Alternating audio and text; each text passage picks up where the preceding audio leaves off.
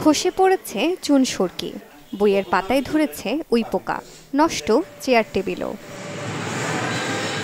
এমন বেহাল দশা রাজবাড়ির ১০০ বছরের পুরনো পাবলিক লাইব্রেরির। কেনা হয় না নতুন বই, এমনকি বিদ্যুৎ বিল বাঁচাতে সারাদিনে খোলা রাখা হয় মাত্র ২ ঘন্টা। ১০০ বছরের পুরনো লাইব্রেরি। আগে তো লাইব্রেরিটা খুবই জমজমাট ছিল। বিকাল হলেই সবাই সব ধরনের সব বয়সী মানুষ এখানে আসতো।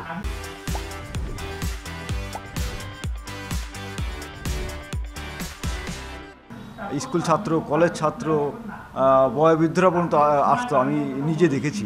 কিন্তু এই বিগত কয়েক বছর ধরে লাইব্রেরিটা ধীরে ধীরে আসলে এই জরাজীর্ণ হয়ে গেছে। এই লাইব্রেরিতে একজন পাঠকের ন্যূনতম যে সুযোগ সুবিধা থাকার কথা তার কিছুই নেই। যেমন ইন্টারনেটের কোনো ব্যবস্থা নেই, বাথরুম বা ওয়াশরুমের কোনো ব্যবস্থা নেই, নিরাপদ পানির কোনো ব্যবস্থা নেই।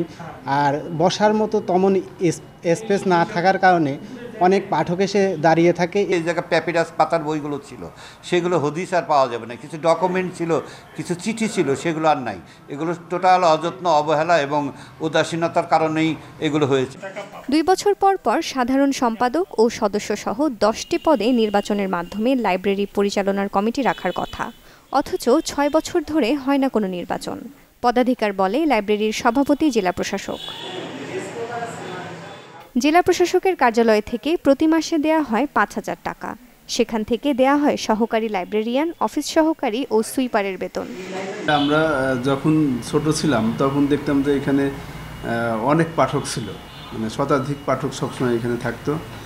এখন এই লাইব্রেরিটা যে সময়টা আমার কাছে মনে হয় আরেকটু আগের থেকে ৩টার দিক থেকে খুলে যদি ৯টা পর্যন্ত খোলা যায় সেটা মনে হয় ভালো হয়। আর এই সময়ের কিছু বই আসলে থাকা উচিত। ৫টা থেকে রাত ১০টা পর্যন্ত খুলে রাখা হতো, তাহলে যারা বিভিন্ন জায়গায় বিভিন্ন পেশার চাকরিজীবী আছে তারা আসিয়া এখানে পেপার পত্রিকাগুলো ভালোমতো পড়তে পারতো।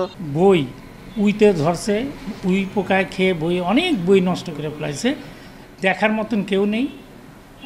আমি পুরান কমিটি যারা ছিল তাদের আমি বলছি, তাদের আইনে দেখাইছি, তারা খালি বলছে যে ঠিক আছে আমি আসবো, দেখব।